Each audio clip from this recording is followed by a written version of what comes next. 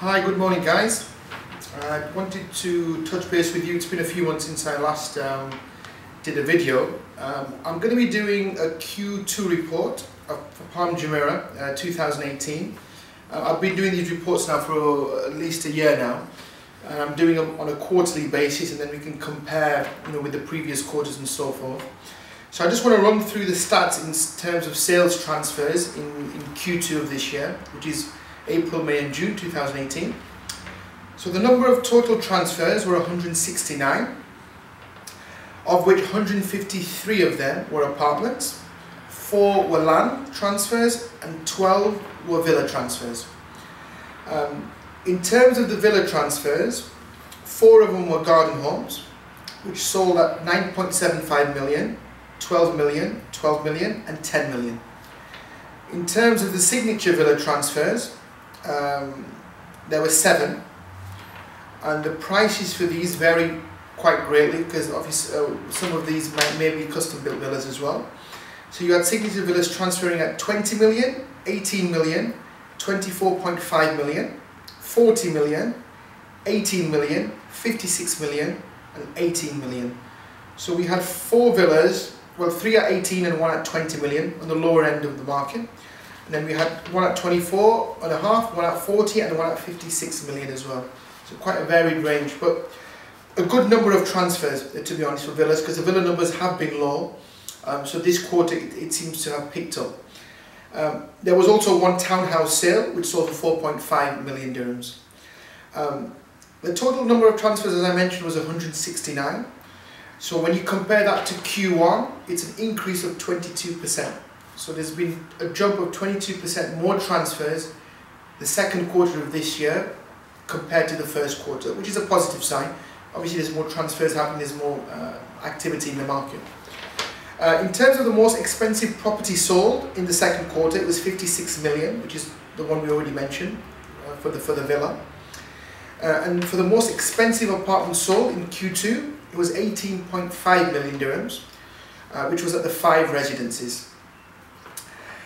If we compare the first half of this year, so that's January till the end of June, compared to 2017, the transaction volumes are down by 27%.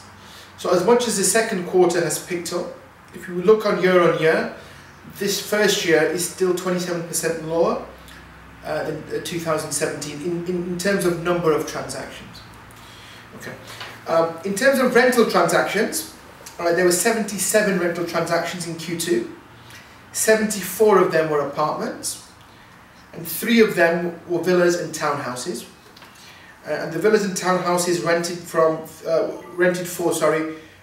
there was a garden home at 385,000, a Canal Cove at 270,000, and a townhouse at the 5 residences at 330,000. These are the ones that were recorded in Ijari as rental contracts.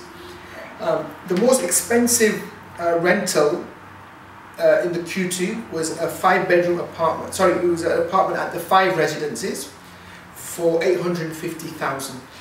So the most expensive apartment sold and the most expensive apartment rented were both at the 5 residences, which shows you the popularity of the development itself. So in terms of the general sentiment in the market, buyers are still a little bit skeptical. People are holding back. People are still not sure where the market is in terms of pricing. As I mentioned before, the rest of Dubai, I still think there's still a way to go before they bottom out in terms of pricing. In terms of the Palm, the prices have stayed pretty much the same this quarter compared to last quarter. So for me, I really do think it has reached a level where it's bottomed out in terms of pricing. Now, whether I'm right or wrong, time will tell. But it does seem like, obviously working on a daily basis activity-wise, the sales prices seems to have kind of settled down. The rental prices have continued going down, and you can see that now in the prices of the rentals that we're doing as a company, and even when I'm talking to other agents and so forth, and even just looking through the stats, rental prices have definitely dropped noticeably as well. Before you couldn't really rent a garden home villa on the Palm, for example, below 400,000, maybe a year and a half ago. Now you can get garden home villas on the market for 320, 330,000, so it's quite a jump. So the rentals were a little bit slower to react with the price drops, but they're catching up now. But like I said, with the sales, it seems like they've already steadied out a little bit. In terms of deals as a company, there's a lot more rental transactions going on. For myself, I've done a couple of sales deals. One of them has transferred, which was a 3-bedroom B-type in Building 2 Marina Residences, which transferred at the price of 3.35 million. It was a very nice B-type facing the Marina skyline, the 05 unit. So probably one of the better ones in terms of B-types, 3 beds in Marina Residences. I have a couple of other deals going through as well, which haven't transferred, which we can discuss the next time we do the report.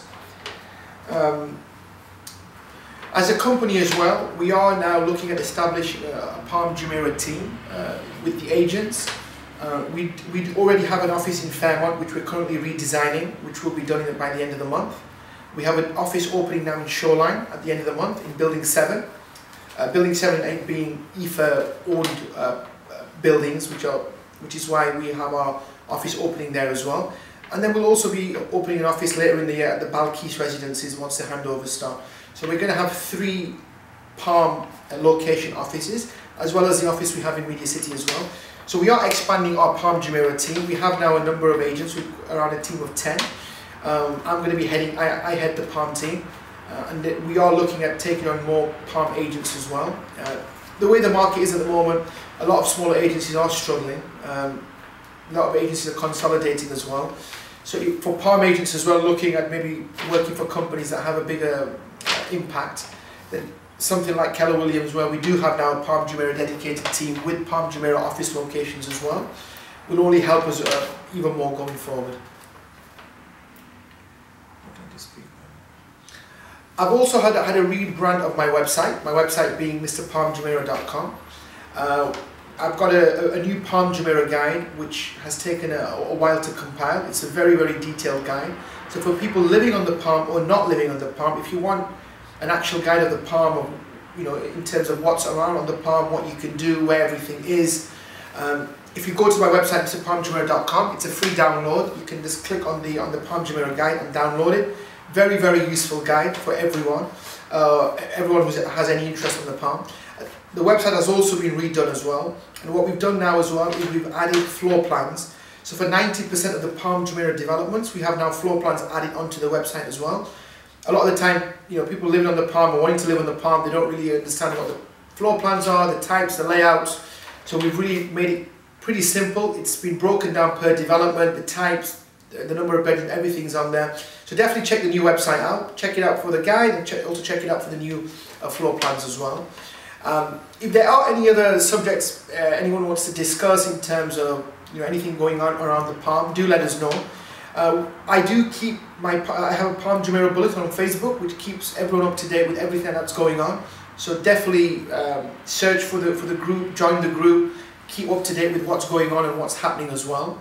But in terms of activity, the activity has obviously gone up by 22%. It's probably one of the better times to be buying on the Palm. The prices have been the lowest they've been for an extremely long time. I've worked on the Palm for 9 years, and honestly the price now, it's at a level that I think people who are renting and paying high amounts of rent, it kind of would make sense for them to convert themselves into property owners, which is exactly what I've done. I mean, I've been renting for the last 9 years, living in Dubai.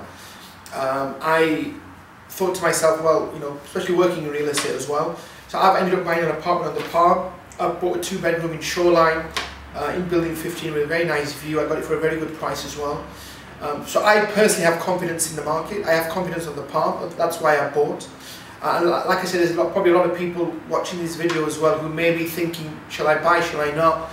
Definitely give me a call. We can go through numbers with you, statistics with you, see if it's something that would be of interest to you, if it would make more sense for you to buy rather than continue renting. So definitely get in touch with me in regards to that as well. So guys, if you do have any questions, anything you want me to discuss in these videos, do let me know. All my social handles are at the bottom, my Facebook page, Instagram accounts, YouTube channel as well. definitely follow us, check out our website as well. Any questions or inquiries, let me know. And yeah, hope to see you guys soon. See you soon. Bye bye.